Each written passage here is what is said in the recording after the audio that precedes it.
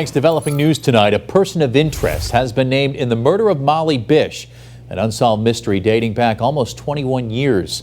Western Mass News reporter Lindsay Kane joins us live in our downtown studios with more. Lindsay? Chris, we spoke with Molly's sister, Heather. She says today was an emotional day for the family, but overall they're grateful for a recent tip that pointed towards this person of interest. I feel relieved a little bit that this sort of nightmare could be over for me. I've been trying to hunt a murderer, and I'm really just a teacher. It's been almost 21 years since Molly Bish disappeared from Cummins Pond in Warren.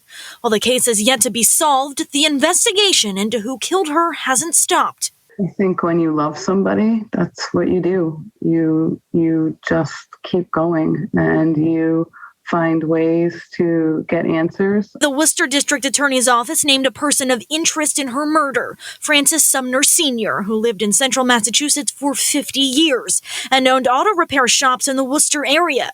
He died in 2016. District Attorney Joe Early tells Western Mass News Sumner was no stranger to authorities. He's over a 20-page record, and he's done lengthy time in prison for aggravated rape, kidnapping, and a series of other crimes. Molly disappeared in 2000 from her lifeguard stand and was never seen again. Her remains were found 3 years later in a wooded area near Palmer.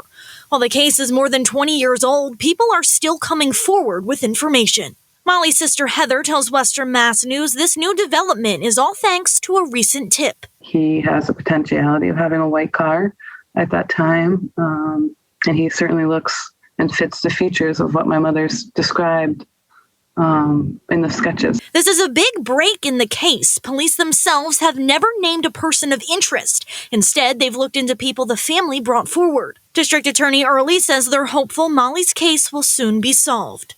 We are encouraged, we are hopeful, that a lot of the information we received so far has pointed us in the right direction. We're heading in the right direction.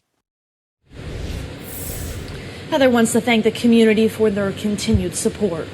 Live in Springfield for Western Mass News 11 at 11, I'm Lindsay Kane. Lindsay, thank you for that live report. Now the Worcester DA's office is facing the conundrum of investigating a man who's been dead for 5 years.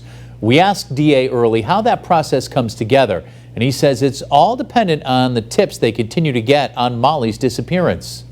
If you look at this, for example, as a jigsaw puzzle, if you will, there are some pieces that are missing. But those tips have led us to this point. And those tips, I think, will help us finish this puzzle, help us connect the dots with regards to this case and what happened that day back in 2000. Investigators are urging anyone with information to call their anonymous tip line. It's right there on your screen, 508-453-7575.